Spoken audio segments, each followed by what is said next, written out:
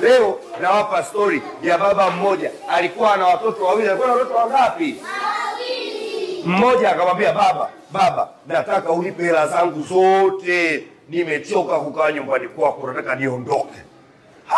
Baba akashangaa, unataka uondoke? Basi baba akasema hamna shida. Akaenda akatoa wallet yake, akatoa hela, akampa, wewe chukua hela yako, hii ndio hela yako wewe, lakini unanirudishia wewe, usichukue yote. Akampa na nyingine tena, chukua na hii. Yule mtoto akachukua zile hela, akaondoka, akaenda nchi za mbali. Alipofika nchi za mbali, akaanza kuzitumia zile hela vibaya.